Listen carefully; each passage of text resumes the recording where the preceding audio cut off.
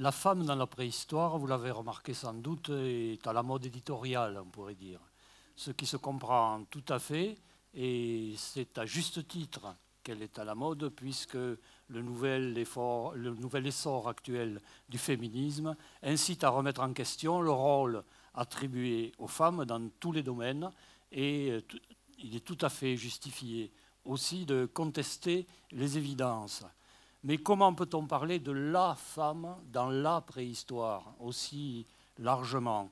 Les livres importants et stimulants, par exemple de Pascal Pic, de Claudine Cohen, de Marilène Patoumatis, qui sont parus ces dernières années, sont des essais de théorisation générale sur une vaste période, immense même on peut dire, appelée la préhistoire, mais qui reste souvent indéterminée chronologiquement. Et ce livre est différent.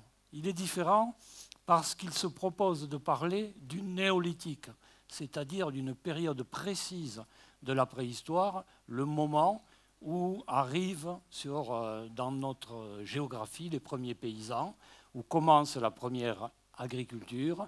Et donc il est tout à fait important de tenir compte de cette spécificité du néolithique. Ça, c'est la première différence. Et la deuxième différence, c'est que ce magnifique ouvrage est, je viens de le dire, magnifiquement illustré et donc propose énormément de figurations et de cas concrets. Comme vient de le dire Patrick Boucheron, l'archéologue, c'est l'œuvre d'un observateur curieux de la diversité culturelle. Mais qu'est-ce que cela signifie de rechercher les représentations, les mythes et réalités du féminin au néolithique et pas dans la préhistoire trop généralement? Oui, en fait, il faut préciser un peu tous ces mots, n'est-ce pas?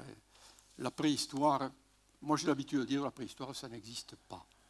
Ça n'existe pas comme concept, dans la mesure où on regroupe, si vous voulez, sous un même terme, des choses qui sont totalement différentes.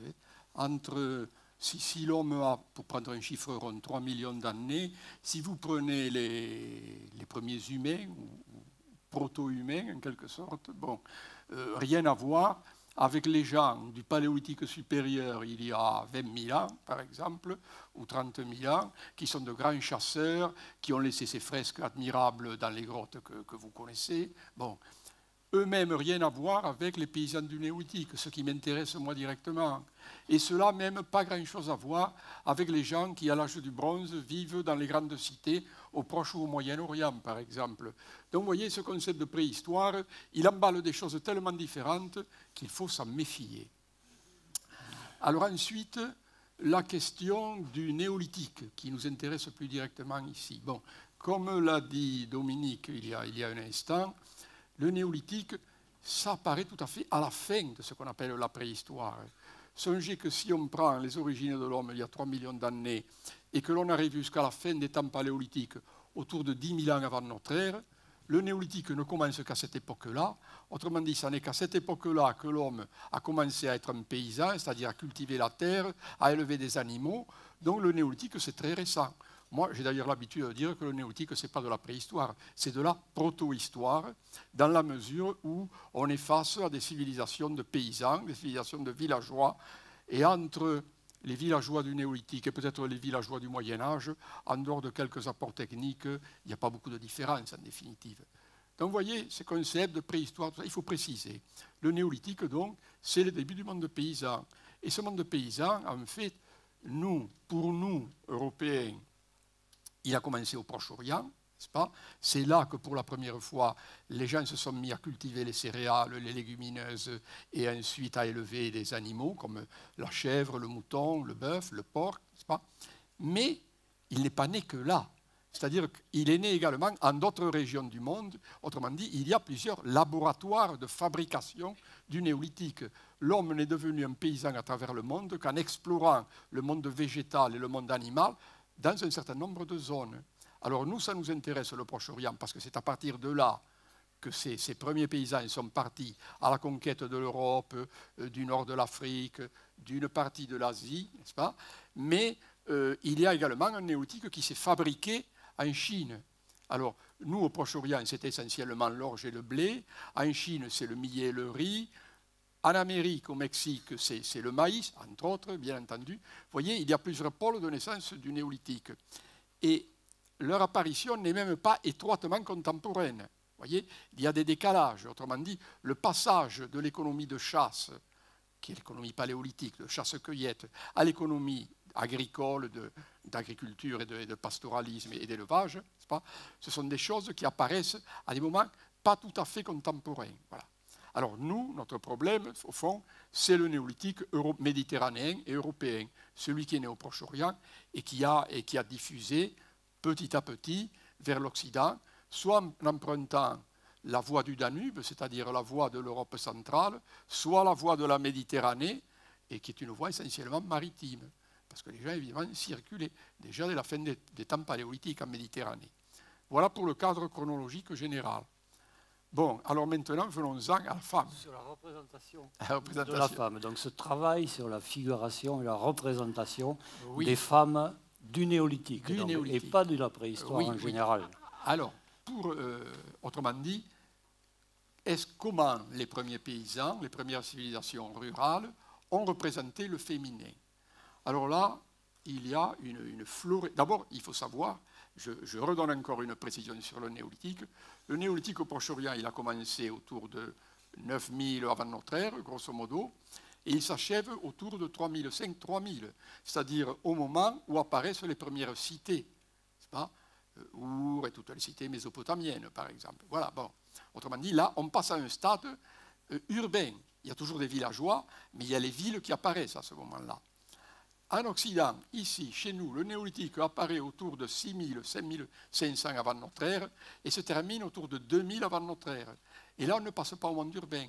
On passe à un stade avec la métallurgie qu'on appelle l'âge du bronze, puis l'âge du fer. Le stade urbain, il n'arrivera pratiquement que vers la fin de l'âge du fer, à partir du moment où les Grecs fondent les premières villes, comme Marseille, et puis où les Romains s'installent à partir du second siècle avant notre ère. Voilà. Alors le néolithique, donc, il a quand même en Occident, pour rester dans notre région par exemple, il a 3 à 4 000 ans d'âge. Il s'en est passé des choses en 3 ou 4 000 ans. Donc il y a tout au long de ce temps long, il y a évidemment des variations dans la façon dont on pouvait représenter le corps féminin. Et ce que j'ai essayé de faire dans cet ouvrage, précisément, c'est de montrer comment on pouvait avoir toutes les variantes, si je puis dire, de représentation de ce corps féminin. Depuis simplement une représentation du sexe féminin, mais le sexe féminin censé représenter, la partie censée représenter le tout, n'est-ce pas, jusqu'à des représentations totalement réalistes du corps féminin, c'est le cas notamment au 6e millénaire en Anatolie, en Turquie actuelle, n'est-ce pas, où on a des représentations réalistes et même des femmes, je dirais, plantureuses, si vous voulez. Donc on passe de l'abstraction la plus totale au réalisme le plus exacerbé.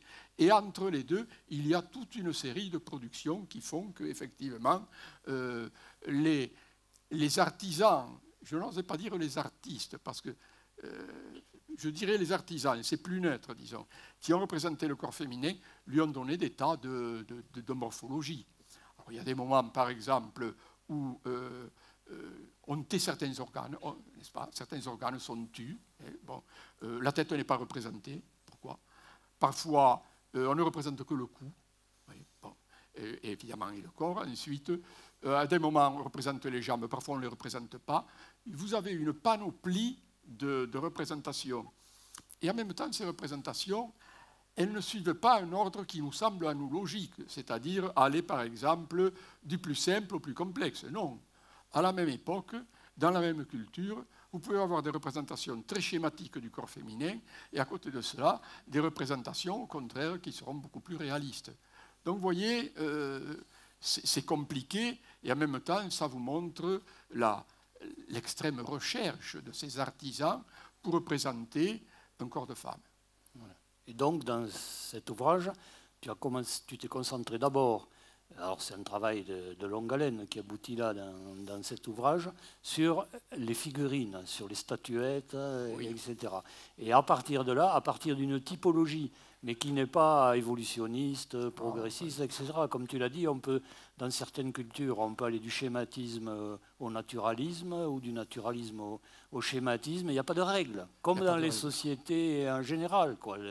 Les formes d'art, même si qu'on appelle art, pratiquées par des artistes, les formes de représentation sont très diverses et les cultures elles-mêmes, ce qu'on appelle les cultures du néolithique, sont elles aussi très diverses. Et donc ce que tu as choisi de faire, c'est une typologie à partir des formes. Et c'est très important parce que ça a permis d'ouvrir des perspectives à l'interprétation. Parce qu'on le dira tout à l'heure, la manière de faire, ça a été souvent d'aller vers l'unification. C'est-à-dire, on a des femmes plantureuses, on part de la femme plantureuse, on arrive à la déesse de la fertilité.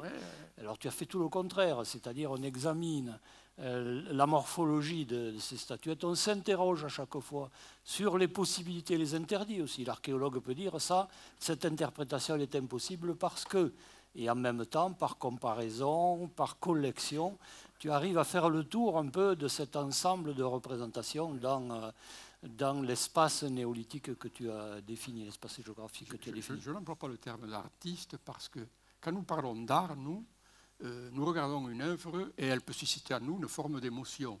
Mais je ne suis pas du tout sûr que l'artiste qui fabriquait les figurines, notamment, avait l'intention de rendre cette émotion à celui qui aurait regardé la figurine. Alors, en fait, j'ai beaucoup insisté sur les figurines parce que, évidemment, on n'a pas de photographie des gens de cette époque-là, vous vous en doutez. Et alors, évidemment, on a des représentations qui sont des petites statuettes, donc les figurines, petites ou grandes, n'est-ce pas? Bon.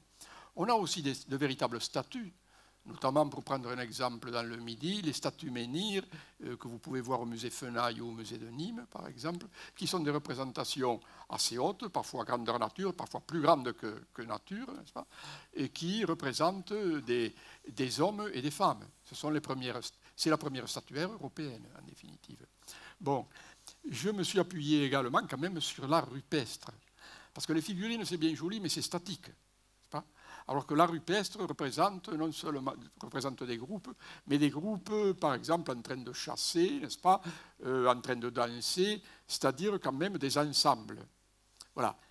Et puis, quand même, pour construire cet ouvrage, je me suis appuyé sur les sépultures, c'est-à-dire sur l'archéologie de terrain, n'est-ce pas, l'archéologie qui produit des documents à partir de fouilles, et parce que les sépultures, avec les documents, n'est-ce pas, les équipements qui accompagnent les morts, nous donnent une idée sur le statut social de l'individu enterré, inhumé. Donc, vous voyez, j'ai puisé assez largement à diverses données, même si les figurines sont essentielles, et j'ai également tiré quelques parties d'une science qui est actuellement en pleine ascension, qui est la génétique. Puisque maintenant, nous pouvons, à partir des ossements, n'est-ce pas, donner les caractères, avoir certaines données sur les caractères génétiques des individus, et notamment qui nous intéressent des individus féminins, et aussi masculins par comparaison. On y reviendra d'ailleurs. Et donc, si on revient un instant aux représentations par des figurines, tu t'es intéressé aux formes du corps. Et tu t'es intéressé aussi à ce qu'éventuellement on pouvait nous dire d'une société qui commence à être une société agraire, des représentations des femmes, par exemple en forme de pot, en forme de vase, en forme de contenant, dont on ne peut pas tirer une théorie générale, mais dont on peut imaginer ce que ça représente par rapport à l'accumulation des grains, au transport de l'eau, à l'importance, voilà. Oui, ça c'est assez amusant d'ailleurs, parce que vous avez des figurines féminines, n'est-ce pas, qui représentent des femmes qui portent des vases sur la tête ou qui insèrent certains récipients, etc. Donc il y a un parallélisme avec le liquide, si vous voulez.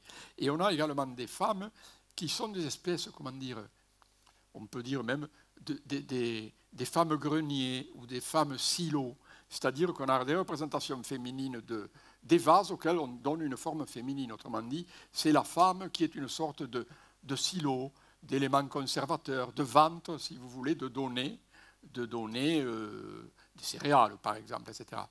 Donc, vous voyez, la femme, à travers les figurines, on peut voir qu'elle joue un rôle social dans la conservation des denrées, dans l'alimentation, dans le recours à des liquides qui peuvent être importants, l'eau, notamment dans les pays méditerranéens, etc.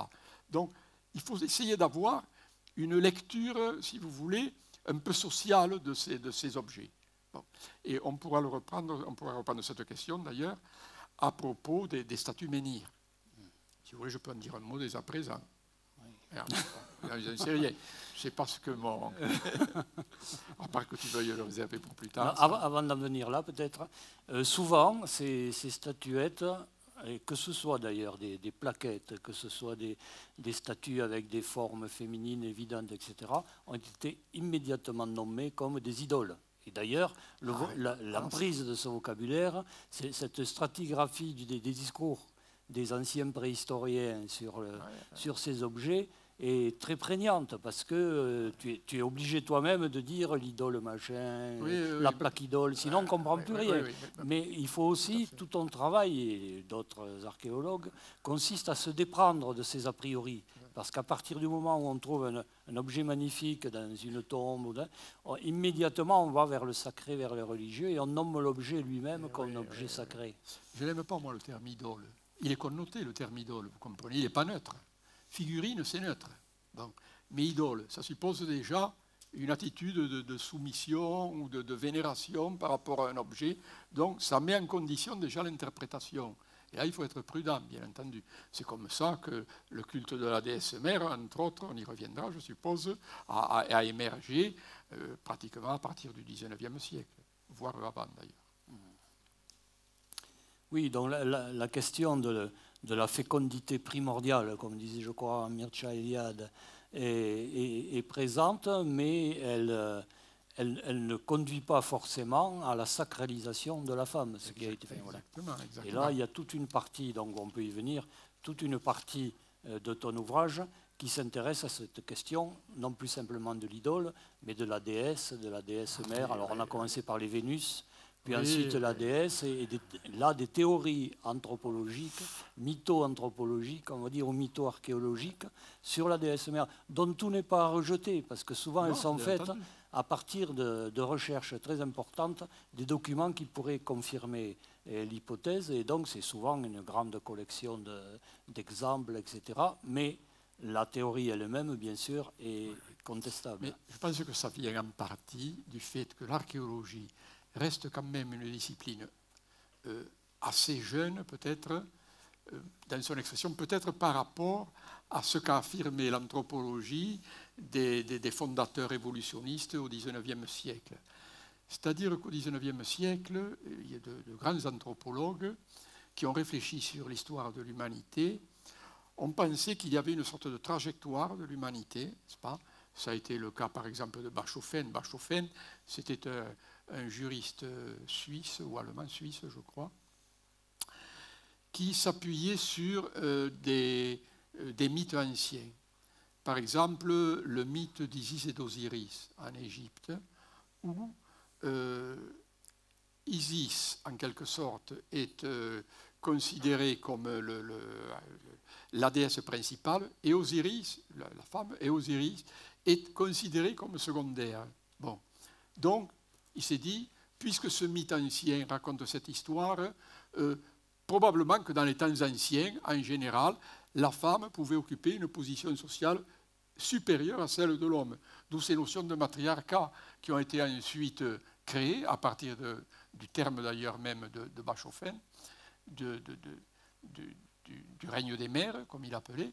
Mais il a trouvé un écho aussi dans des gens comme Morgan, n'est-ce pas, qui était un anthropologue, je crois juriste aussi, oui, américain, et qui, lui, avait étudié les Iroquois au XIXe siècle. Et il était tombé, effectivement, sur une population, en étudiant les Iroquois, dans laquelle les femmes avaient un certain pouvoir social. Et il considérait que cette situation, en quelque sorte, correspondait à un stade ancien de l'humanité qui s'était prolongé localement jusqu'au XIXe siècle. Et donc, il en avait tiré la conclusion qu'il avait existé un stade de l'humanité, un stade très ancien, au cours duquel les femmes avaient eu un pouvoir important au sein de la société. Donc, en s'appuyant sur les mythes ou en s'appuyant pour Bachofen et pour Morgan en s'appuyant sur l'étude des tribus iroquoises, ils étaient arrivés à une idée qu'à un moment donné, au cours de la préhistoire, n'est-ce pas, les femmes avaient eu un pouvoir essentiel. Mais qui dit pouvoir social essentiel, dit en contrepartie pouvoir également important dans le domaine du religieux, et pas simplement dans le domaine du social ou du politique. Voyez ? Et donc, est née à ce moment-là l'idée que si les femmes avaient tenu un rôle important dans la société, parallèlement, les divinités auxquelles on croyait étaient essentiellement des divinités féminines, une ou des divinités féminines. Vous voyez comment se construisent les théories, d'une manière spéculative. Alors moi, je ne suis pas du tout... Moi, je rentre dans les dossiers et je ne parle qu'à partir des dossiers. Autrement dit, que fait l'archéologie? Est-ce que l'archéologie, ça pose un problème plus général d'ailleurs, est-ce que l'archéologie est là simplement pour servir en quelque sorte pour confirmer des théories historiques ou des théories anthropologiques, ou est-ce qu'elle est là pour, à partir de ses propres données, bâtir ses propres conclusions, ses propres théories à elle? Vous voyez? Bon, c'est mon point de vue. Oui, et donc cette idée d'une déesse mère et d'une divinité féminine à l'origine est fondamentale. Elle s'est retrouvée, alors là, en plein XXe siècle, et même au début du XXe siècle, et ça continue, chez des auteurs, eux aussi sérieux dans leur documentation, mais qui ont forgé une archéomythologie, encore une fois, sur le matriarcat et sur la déesse mère. Et là, tu analyses longuement l'œuvre de Maria Gimbutas, que tu avais d'ailleurs préfacée, dont tu avais préfacé la publication, tout en disant que tu n'étais pas d'accord avec son interprétation. Oui, alors en fait, il y avait une éditrice féministe, c'était Antoinette Fouque, qui dirige la Maison des Femmes, n'est-ce pas, qui m'avait téléphoné, qui me dit, voilà, je voudrais traduire en français, je voudrais publier l'ouvrage de Maria Gimbutas. Maria Gimbutas, c'était une Lituanienne qui, au moment où le communisme s'est implanté avec sa famille, est partie en Allemagne et de là aux États-Unis. Elle a fait carrière aux États-Unis et elle est devenue professeure d'archéologie à Los Angeles. Donc, vous voyez, elle avait son propre vécu. C'est-à-dire qu'elle avait été chassée par des gens qu'elle appelait des vrais barbares, et elle était allée s'installer aux États-Unis, où elle a fait carrière. Et Maria Gimbutas, au fond, elle a pris dans Morgan, dans Bachofen, etc., ces théories, et elle a commencé, c'est-à-dire des théories qui mettaient en avant, au plan religieux, l'existence de divinités essentiellement féminines. Les hommes, dans son esprit, n'occupant socialement qu'un rôle inférieur par rapport aux femmes, les dieux mâles étaient des dieux tout à fait secondaires. Au contraire, les divinités essentielles étaient des divinités féminines. Et elle avait commencé par publier un ouvrage, Les dieux et les déesses de la vieille Europe, dans lequel elle montrait qu'il avait existé au néolithique une sorte de panthéon, c'est-à-dire à plusieurs divinités, et que ces divinités étaient essentiellement féminines. Elle en voyait trois, une divinité de l'agriculture, une divinité des éléments naturels, une divinité du renouveau de la vie et de la mort, etc., et de la Renaissance, etc. Et puis, quelques années après, elle a, si je puis dire, fédéré ces trois entités en disant, mais au fond, non, ce que j'ai dit, ce n'est pas vrai. En réalité, il n'y a qu'une seule grande déesse, une déesse universelle, maîtresse de la vie, de la mort, du renouveau, etc. Et les déesses dont j'avais parlé ne sont en fait que des manifestations diverses de la même grande entité. Et elle a publié cet ouvrage qui s'appelle « Le langage de la déesse ». Et Antoinette Fouque, pour revenir à elle, m'a téléphoné en me disant, voilà, je voudrais publier le langage de la déesse en français, ce qu'elle a fait d'ailleurs. Est-ce que vous accepteriez d'écrire la préface à cet ouvrage? Et vous savez, je ne partage pas tout à fait les idées de Maria Gimbutas. Pour vous faire plaisir, je vais la faire. Alors, j'ai fait un peu le serpent. J'ai fait un peu le serpent, bon, et j'ai insisté sur les aspects positifs de l'œuvre de Gimbutas, parce qu'il y a aussi des aspects positifs. D'abord, Maria Gimbutas a rassemblé une documentation archéologique qui est absolument énorme, bien entendu. Ensuite, elle a essayé de montrer comment, en réalité, parce qu'il n'y a pas que des figurines féminines ou masculines, il y a des animaux, etc. Elle a essayé de montrer, parce que je dois vous dire qu'en fait, un dieu ou une déesse, souvent, il a des attributs qui permettent de le reconnaître, ou des objets, ou des animaux avec lui, etc. Ce qui n'est pas le cas des figurines féminines. Mais par contre, il y a aussi des figurines d'animaux. Alors on disait, bon, tel animal marche avec telle déesse, etc. Elle s'est un peu arrangée, en quelque sorte. Bon. Donc, moi j'ai écrit cette préface, j'ai montré à quel point la documentation était formidable. Et puis, il y a quand même une philosophie derrière tout ça. C'est qu'elle était féministe, évidemment, Maria Gimbutas, et elle était portée au pinacle par les féministes.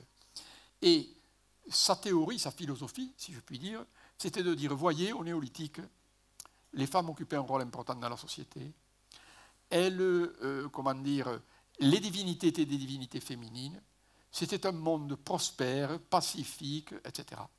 Et puis sont arrivés des envahisseurs, qu'elle appelait indo-européens, on pourrait discuter aussi là-dessus. Bon. Puis ils sont arrivés au 3e millénaire des envahisseurs qui ont ruiné ce monde néolithique, qui ont instauré le patriarcat et qui est devenu une société de guerriers, une société en quelque sorte masculine, mais avec tous les défauts en quelque sorte de ce type de société. Vous voyez? Ça, c'est la théorie en quelque sorte de Maria Gimbutas. On peut se demander d'ailleurs s'il n'y a pas son propre vécu derrière elle. Vous voyez? Autrement dit, s'il n'y a pas quelque part dans son esprit une transposition de son vécu, elle-même était chassée par des barbares, etc. Bon, enfin, ça, c'est purement hypothétique, bien entendu.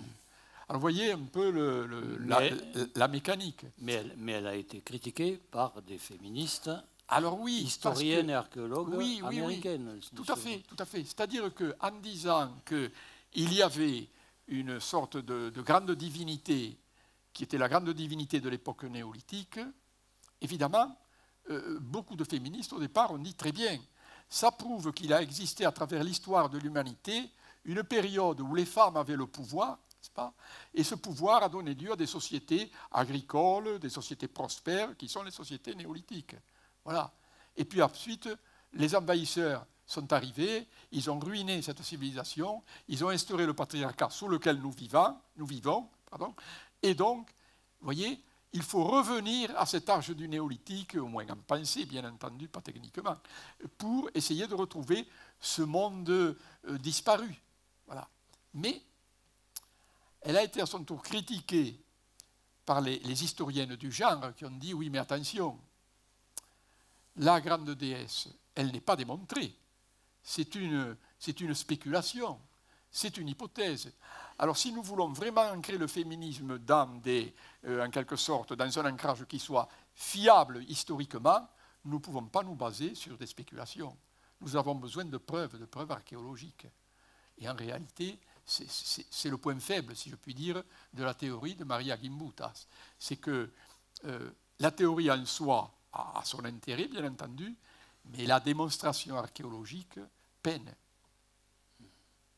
Oui, et pour en rester, alors pour en venir aux questions de genre, justement, qui est une question tout à fait du présent, mais qui permet de réinterroger le passé de la manière dont le représente, tu es très attaché à repérer les aspects sexués et non sexués des documents, en particulier des figurines des autres représentations que tu étudies.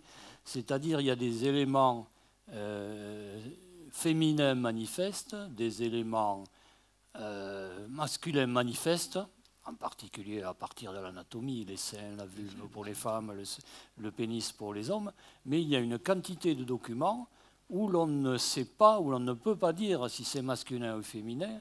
Et alors pourquoi en rester à l'idée que c'est forcément l'un ou l'autre? La question de l'absence de représentation du sexe est aussi une question importante. Alors en fait, effectivement, ces figurines, les figurines féminines, on les reconnaît. Elles ont des seins plus ou moins proéminents. Il faut se méfier d'ailleurs, entre parenthèses, de la morphologie, parce que c'est le culte de la déesse mère, d'une façon très, très simpliste. Il a été souvent avancé à partir des figurines qu'on a aux fesses rebondies, etc., en disant, vous voyez, culte de fertilité, déesse mère, etc. En réalité, vous en avez beaucoup qui sont plates, n'est-ce pas, et qui sont très maigres, maigrelettes, etc. Alors cela, évidemment, on n'en parle pas. si vous ne gardez que les exemples qui sont favorables à votre théorie, vous aurez toujours raison, ça c'est évident. Vous voyez, bon. Et alors, du coup, là, j'ai... Ah oui, la question du genre. Alors, le genre. Ces figurines, donc, on les reconnaît essentiellement à leur aspect sexuel, c'est-à-dire que les femmes ont des seins, on représente le pubis, évidemment, la vulve, les hommes, le pénis est représenté, etc. Mais il y a beaucoup de figurines qui sont asexuées. Et la tendance générale, c'est de dire « Ah, mais du moment que il n'y a pas les représentations féminines, il n'y a pas de seins, il n'y a pas de vulve, donc automatiquement c'est des hommes. » C'est-à-dire que nous travaillons souvent à partir d'un système binaire qui est le nôtre aujourd'hui. C'est-à-dire, bon, ce qui n'est pas féminin est masculin. Donc, on fait une césure, si vous voulez, entre les deux sexes. Bon, mais ça, c'est pas du tout sûr. Parce qu'en réalité, lorsque les artisans ont voulu représenter un homme, ils ont mis un sexe, ils ont mis un pénis. Mais il y a beaucoup de figurines qui n'ont aucune représentation sexuée. Ce ne sont ni des hommes ni des femmes. Et on a tendance à dire, du moins que ce n'est pas des femmes, c'est des hommes. Non. Qui nous dit que l'artiste, justement, a essayé de représenter un personnage qui ne soit ni masculin ni féminin, ou peut-être les deux à la fois, parce qu'il voulait faire jouer à la féminine des rôles tantôt masculins, tantôt féminins. Vous voyez ? Autrement dit, il y a aussi des hermaphrodites. Voilà. C'est-à-dire que sur une même statuette. Sur une même statuette, sur une même figurine, vous avez des représentations. Vous avez par exemple une femme à Chypre, là, l'Embalakous, elle a des seins, elle a de grosses fesses, elle a la vulve, et puis elle a un cou qui se termine par une espèce de gland. Donc vous pouvez dire, elle est à la fois masculine et féminine. Donc il est probable que le bonhomme ou la bonne femme qui l'a fabriqué, en quelque sorte, a voulu donner les deux aspects. Vous avez en Bretagne des stèles qui sont théoriquement féminines, elles ont les seins, elles ont les colliers, et les colliers sont souvent l'apanage des femmes.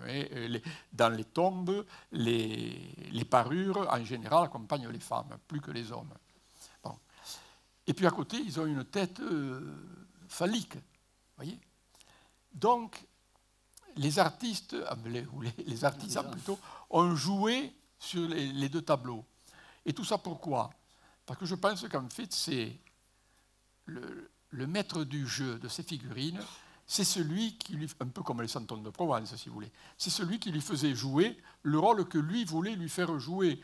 Autrement dit, s'il voulait lui faire jouer un rôle féminin, il l'assimilait à une femme. Si c'était masculin, à un homme. Donc, vous voyez, c'était interchangeable. D'ailleurs, à propos de choses interchangeables, un autre point qui est intéressant, c'est que dans certaines régions, vous avez des statues ou des statuettes, figurines, qui n'ont pas de tête. Et à la place de la tête, vous avez un trou. Et vous pouvez trouver exactement dans les mêmes cultures des têtes isolées. C'est-à-dire qu'on pouvait, au même corps, changer la tête et mettre parfois une tête qui représentait un personnage jeune, plus tard un personnage âgé, etc. Et en même temps, ça permettait peut-être de faire jouer, donner une succession de rôles sociaux divers à certains individus. Si cette statue, si le corps qui ne bougeait pas avait telle tête, cette tête pouvait renvoyer à tel personnage, à telle famille, à tel groupe. Et puis si ce groupe perdait en quelque sorte de son aura sociale, on l'enlevait, on en mettait une autre tête, etc. C'était une façon, en quelque sorte, en interchangeant les têtes, de faire changer les rôles, en définitive. Voilà. Et comme en fait, nous n'avons pas de documents, forcément, bien sûr, de documents écrits ou autres, on ne peut pas le savoir, mais là, encore une fois, c'est l'ouverture de l'éventail des hypothèses, qui élargit, au lieu de dire si c'est pas ça, voilà, c'est ça, voilà. Ça élargit. Alors, pour élargir aussi, pour l'œil critique de l'archéologue sur cette question du genre doit varier les sources. Et c'est quand tu as parlé de sa statuette, dont on peut signaler d'ailleurs qu'il y en a au moins une qui est hermaphrodite, au sens qu'il suffit de la tourner pour voir l'autre sexe de l'autre côté. Oui, donc ça nous pose question. Ah, oui. Et pour répondre, enfin pas pour répondre, mais pour essayer d'explorer plus loin cette question du genre et de la transformation possible, du passage possible d'un genre à l'autre. Tu as d'une certaine manière quitté les statuettes qui sont statiques par définition pour aller voir les représentations rupestres dans le Levant espagnol, où là, on a des personnages en action, comme tu l'as dit tout à l'heure, ils vont cueillir du miel, des travaux des champs, etc. Et où l'on a des personnages dont le vêtement, les positions, les postures, etc., nous interrogent sur le fait que ce soit un homme ou une femme, un rôle féminin ou un rôle masculin. Oui, alors c'est assez compliqué ça. Ça fait référence à l'art du Levant espagnol, qui est un art qui s'est développé sur la frange méditerranéenne de l'Espagne et qui date pour l'essentiel entre 5000 et 3000 avant notre ère, c'est-à-dire c'est un art du néolithique. Il y a quelques scènes de guerre, on voit des archers qui se tirent dessus, et il y a aussi beaucoup de scènes de chasse. Alors c'est vrai que dans les civilisations traditionnelles, la chasse, c'est l'affaire des hommes. Bon. Et la femme, c'est plutôt la cueillette. Bon. Mais il faut se méfier d'ailleurs de ces stéréotypes en même temps, parce que vous avez des femmes qui peuvent chasser dans certaines cultures. Et d'ailleurs, par exemple, dans l'art du Levant espagnol, il y a des représentations qui sont probablement féminines, qui semblent participer à des battues. Alors, est-ce que la femme était là pour faire peur aux bêtes et les hommes les attendaient un peu plus loin pour leur tirer dessus? C'est possible. Bon. Donc, ce qu'il faut comprendre aussi, c'est que les sexes ou les genres ont tendance à se représenter, à se valoriser. Cet art du Levant espagnol, c'est essentiellement un art de chasseur, c'est-à-dire un art plutôt masculin, essentiellement, je dirais, masculin, parce que peut-être les gens qui ont fait cet art étaient des hommes. Autrement dit, ils représentaient des scènes de chasse, parce qu'aux scènes de chasse sont liées souvent des histoires, des formes d'héroïsation, en quelque sorte. Autrement dit, même encore aujourd'hui, dans tous les villages, le meilleur chasseur au sanglier, bon, il n'y a pas très longtemps encore, il n'était pas déifié, mais enfin, c'était un personnage important dans la sphère masculine, bien entendu. Bon. Et on peut se demander si en retour, les figurines, qui majoritairement sont des figurines féminines dans le néolithique, et notamment au début du néolithique, au Proche-Orient, en Grèce, on a très peu de figurines masculines, on a beaucoup de figurines féminines. On peut se demander si ce ne sont pas les femmes qui elles-mêmes ont modelé, parce qu'elles sont en argile souvent ces figurines, ont modelé ces corps de femmes pour en quelque sorte s'auto-représenter, pas peut-être s'auto-représenter comme portrait, mais pour représenter des gens de leur propre sphère, de la sphère du domestique. Donc vous voyez, en fonction des formes d'art que l'on questionne, il faut toujours être prudent parce qu'il faut se dire qui a fait ça. Oui. Et là les ethnologues peuvent être utiles, les anthropologues aussi, sur la question de la chasse, parce qu'Alain Testard, par exemple, a montré que dans de nombreux, on ne veut pas dire énormément, mais dans de nombreuses sociétés, non seulement les femmes participent à la chasse, mais elles ont un rôle très important dans la chasse. Dont l'idée que seuls, évidemment, c'est très répandu dans les sociétés, mais que seuls les hommes participent à la chasse, c'est pas.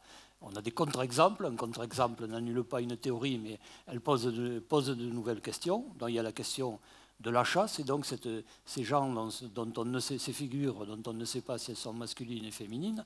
Et puis, autre personnage, c'est un personnage qui semble porter une robe, qui semble avoir un aume sur la tête, etc. Et c'est un peu le personnage typique qui correspond aux chamans dans beaucoup de sociétés. Et là aussi, alors il y a eu toutes les théories sur les chamans de la préhistoire, on ne va pas y revenir, qui là aussi réduit à l'unique quelque chose pour aller du côté du sacré le plus symbolisé, etc. Mais si l'on compare ces figurines du néolithique en nombre de représentations des chamans, qui sont souvent des hommes déguisés en femmes, des femmes habillées en hommes, etc. Encore une fois, c'est le livre des questions. Hein. Oui, ça permet, à nouveau frais, de se poser des questions sur cette... Je rebondis là-dessus. Vous avez au 3e millénaire en Europe des cultures comme la civilisation céramique cordée qui occupe une bonne partie du nord et du centre de l'Europe, ou les campaniformes qui occupent une bonne partie de l'Europe occidentale. Quand vous fouillez les tombes, ce sont des tombes individuelles. quand vous fouillez ces tombes, les hommes sont enterrés d'une certaine façon, les femmes d'une autre façon. Autrement dit, les hommes sont enterrés sur un côté et regardent dans une certaine direction, et les femmes regardent dans une autre direction. Les hommes, en général, sont accompagnés d'armes. L'arme connote, est un marqueur masculin. Le poignard. Oui, le poignard. Les femmes sont, généralement, elles ont des parures, et elles ont des objets qui sont liés au textile. Peut-être parce que c'est elles qui faisaient les habits, etc. Des haleines, des poinçons, des trucs comme ça. Bon.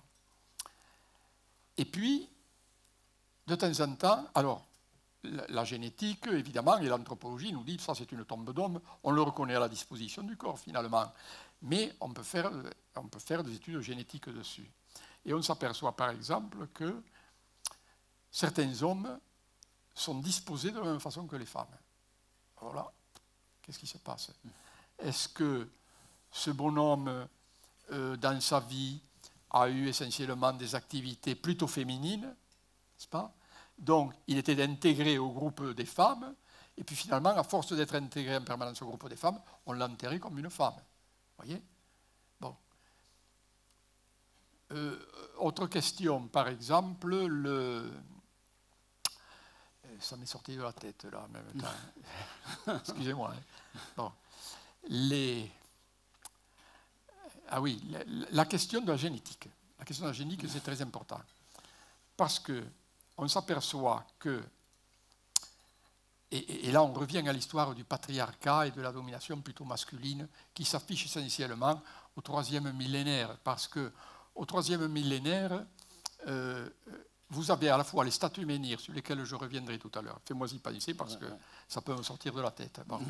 Et où les tombes, par exemple, on s'aperçoit que dans certaines nécropoles qui ont été fouillées en Allemagne, les hommes, n'est-ce pas, se succèdent sur place de père en fils.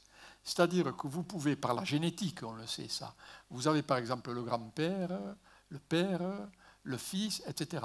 Donc vous avez les lignées masculines qui se reproduisent sur place. Et si vous faites les femmes, vous apercevez, d'après la génétique, que les femmes ne sont pas du tout du coin. Autrement dit, les hommes se reproduisant sur place ne bougent pas de génération en génération. C'est-à-dire qu'on peut admettre qu'ils héritent de la terre, n'est-ce pas, de père en fils, etc. Les femmes sont toujours des étrangères, alors étrangères proches ou lointaines, bien entendu. C'est-à-dire que ces femmes, si ce sont des femmes de la haute société, on peut penser qu'en réalité, ces femmes ont été négociées lors de mariages avec une tribu ou une communauté plus ou moins lointaine, n'est-ce pas? On a pris les femmes, on leur a donné des filles, par exemple. Vous voyez, le problème de l'échange des femmes. Bien. Mais ça prouve, ça, entre parenthèses, qu'il y a une domination masculine à ce moment-là. Dans ces exemples précis, il ne faut jamais généraliser en archéologie. Dans ces exemples précis, on voit qu'il y a des hommes qui ont le pouvoir, qui se transmettent la terre et qui vont chercher leurs femmes ailleurs. Bon. Cette domination masculine aussi, je reviens aux statues menhirs maintenant, on la retrouve chez les statues menhirs. Les statues menhirs, je vous le disais tout à l'heure, c'est la première grande statuaire européenne. En gros, elle se développe dans nos régions ici, entre 3005 et 2005 avant notre ère. Alors, au début, quand on trouvait les statues menhirs, on disait « Ah, ce sont des divinités ». Vous savez, en archéologie, quand on ne comprend pas, on met ça, le symbolique. Ce sont des dieux, ce sont des divinités. Bon. Moi, j'ai une lecture sociale des choses. Qu'est-ce qu'on s'aperçoit? On s'aperçoit que les hommes, les mâles, sont toujours représentés avec des armes. Les femmes, c'est-à-dire les armes à cette époque-là, c'est l'arc, la flèche, le poignard, l'arche, qui sont des objets en partie en bois, mais parfois qui peuvent être en métal. Les premières haches métalliques, on les connaît à cette époque-là. Vous voyez, par exemple, les premiers poignards sont des poignards de métal, de cuivre. Bon.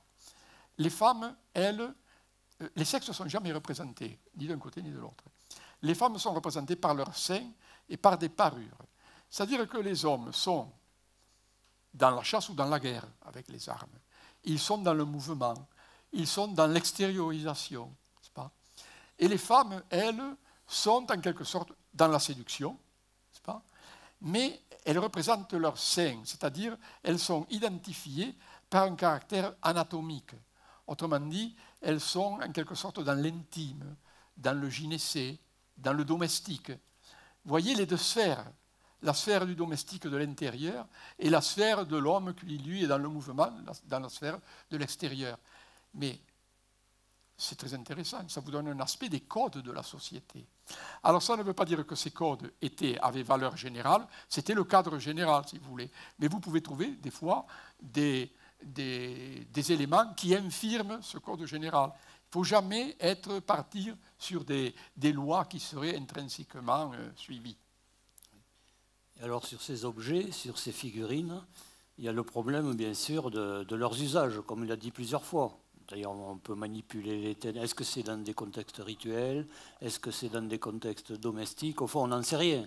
Alors l'archéologie des sépultures peut donner des indications très intéressantes, mais ce qui est très intéressant aussi, c'est qu'on trouve des figurines qui ont été brisées volontairement. On peut voir qu'elles ont été volontairement, qui ont été transformées, qui ont été mises de côté, qui ont été rassemblées. Voilà, et ça interroge aussi sur ce qu'auraient pu être les usages de ces figurines.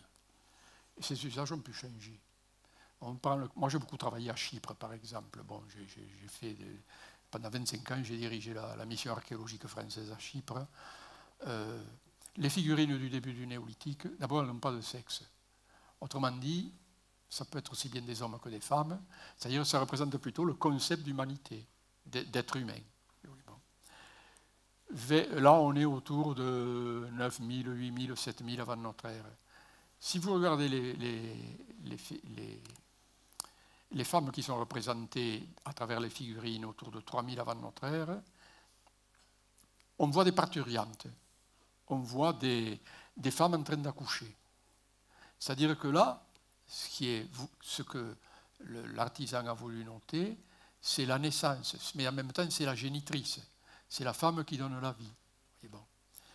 Si vous regardez ensuite, autrement dit, en même temps, là on peut la mettre sur un piédestal, dire, vous voyez, la vie n'existe pas sans elle. Si vous regardez ce qui se passe 1000 ou 1500 ans après, à la fin du néolithique ou au début de l'âge du bronze, vous avez essentiellement des femmes qui tiennent leur enfant dans les bras. C'est-à-dire là, c'est la mère qui s'occupe des enfants en bas âge, etc. Et on peut se poser la question, se dire, est-ce que effectivement l'évolution sociale fait que, vers la fin du néolithique, la femme est cantonnée dans un rôle qui est celui de s'occuper des enfants. Autrement dit, si on n'est pas dans un moment où, en quelque sorte, on la cantonne, si vous voulez, dans un rôle bien particulier, de manière à ce qu'elle ne joue pas, elle n'essaie pas de jouer des rôles qui sont attribués au masculin, habituellement. Vous voyez ? Tout ça. En même temps, c'est intéressant de poser toutes ces questions. Dans mon livre, d'ailleurs, je vous ferai remarquer qu'il y a beaucoup de points d'interrogation. C'est le livre des questions. Voilà, autrement dit, voilà les données, voilà ce qu'on raconte, en fait, voilà les données. Bon. Parce que quand on parle de civilisation ancienne, si on se contente de faire la spéculation, zéro. La seule science qu'on peut questionner, c'est l'archéologie. L'archéologie, elle ne peut pas toujours répondre à certaines questions, mais elle permet au moins de les poser sur des bases plus saines que de simples spéculations. Mais par contre, l'imagination joue forcément un grand rôle. Et il y a l'imagination dans le travail scientifique, et puis peut-être pour un point terminal, dire aussi que l'imagination va plus loin que ça. Alors on peut critiquer les fictions inconsidérées, mais toi-même, tu as écrit des romans préhistoriques. Oui, mais alors ça répond. Alors ça, c'est un autre chapitre, n'est-ce pas, hein? C'est une autre casquette, ça n'a rien à voir. Bon. Il faut savoir séparer. Des romans parlent d'archéologie, bien entendu, mais il faut savoir séparer les genres, parce que sinon, on part dans toutes les directions et c'est pas bon. En archéologie, il faut être strict, sinon, on peut raconter n'importe quoi, à la limite, vous comprenez? On peut parler des couvades, peut-être. Ça, c'est intéressant. Oui. Hein, les couvades. Je vous disais qu'à Chypre, il y avait des représentations on a trouvé notamment une espèce de petite enceinte en terre cuite. Et dans cette enceinte en terre cuite, il y avait des personnages féminins en train d'accoucher, des parturiantes. Bon. Et puis on s'est dit, tiens, c'est une représentation miniature d'une maternité, peut-être. D'autant qu'à côté, il y avait des petites figurines qui, elles, ne sont petites, ni hommes, ni filles, ni garçons. Donc on s'est dit, bon, il y a les femmes qui accouchent, et puis il y a le produit de l'accouchement. Et puis dans ce truc, il y a un homme. Il y a un homme hideux qui fait peur. On en a trouvé un autre de cet homme hideux à Chypre, n'est-ce pas? Il a des dents, là, il crie, il est laid, il est très laid. Et alors, il a un petit pénis, n'est-ce pas? Et ce pénis est troué, c'est-à-dire que, et comme le haut de ce bonhomme, de cette figurine est troué, on pouvait verser un liquide dans le haut, et ça sortait par le pénis, bien entendu. Alors, les premiers fouilleurs, obnubilés par le culte de la déesse mère, on dit, c'est pas compliqué. On allait dans les champs, et pour que le culte de la fertilité, et pour que le champ soit fertile, on mettait un liquide, n'est-ce pas? Le liquide sortait par le pénis, une espèce d'éjaculation, si vous voulez, et donc c'était un symbole de fertilité, si vous voulez. Jusqu'au moment où on s'est rendu compte qu'un homme hideux exactement comme ça, n'est-ce pas, à faire peur, il était là, dans la maternité, si je puis dire, miniature qui nous est proposée. Et là, il y a une hypothèse qui est avancée, je pense, moi je l'adopte, cette hypothèse. C'est le système des couvades qui existe dans certaines cultures, n'est-ce pas, cultures ethnologiques ailleurs, où, quand la femme est enceinte, l'homme, pour participer à la genèse, n'est-ce pas, à la gestation, mime la femme. C'est-à-dire que si la femme a des douleurs, l'homme a des douleurs aussi, il se plaint, par exemple. Quand la femme accouche, il est là. Et surtout, il crie, il fait peur, parce qu'il a peur que les démons viennent en quelque sorte insuffler le bébé qui va naître. Et donc, il est là pour chasser les mauvais esprits. On a une représentation de couvade dans cette figuration de Chypre. Et l'homme de Souskiou, là, dont je vous parlais il y a une minute, celui qui, comme baladait soi-disant de champ en champ, en réalité, c'est également la représentation d'une couvade, c'est-à-dire d'un homme hideux qui fait peur, en quelque sorte, aux démons, pour que le fils, qui est son fils, en même temps, il fait acte de paternité, si vous voulez, n'est-ce pas? Bon, pour que son fils, évidemment, soit protégé du mauvais sort. Bien. Jeune homme. Je suis pantois devant la couvade. On peut le montrer d'ailleurs. Alors on ne va pas le voir. Non, on va faire. On vous incite à aller le voir dans le livre, bien sûr. Et voilà. Vous voyez? Et donc cet ouvrage, finalement, ce n'est pas le couronnement d'une carrière, c'est le début de nouveaux types d'interrogations, absolument pris dans le présent et toutes les questions qui nous taraudent dans divers domaines. Tout à fait. Et donc c'est un travail d'historien qui applique son regard d'archéologue sur une documentation, ancienne ou nouvelle, comme on l'a dit, à nouveau frais, pour essayer d'inciter à d'autres recherches et à d'autres questions. Ouais. Moi, vous savez, je me suis toujours considéré comme un historien. L'archéologie est là, pas pour être une science auxiliaire de l'histoire, mais pour construire elle-même des théories ou des démonstrations de type historique, bien entendu. Bon, alors, vous savez, l'archéologie, c'est simplement pour trouver les objets, les mettre dans des vitrines et dire « Ah, c'est joli, à telle époque, ils faisaient ça comme ça ». Ça n'a aucun intérêt. Ça n'a aucun intérêt. Et donc le dialogue avec les historiens et les ethnologues t'a occupé toute ta vie. Ce livre, d'ailleurs, en fait, j'avais fait des cours au Collège de France sur ce thème-là, des figurines et des images de la femme néolithique, dans les années autour de 2000, par là. Et puis j'avais ma collègue Françoise Héritier, évidemment, qui était une amie, et qui devait, je lui ai dit, écoute, je prépare un bouquin là-dessus. Elle me dit, mais il faut que tu le préfaces. Elle me dit, d'accord, je te promets, je le préfacerai. Puis le temps a passé, nous avons été happés par d'autres responsabilités. Françoise a disparu, et c'est donc à sa mémoire que j'ai dédié ce bouquin. Voilà.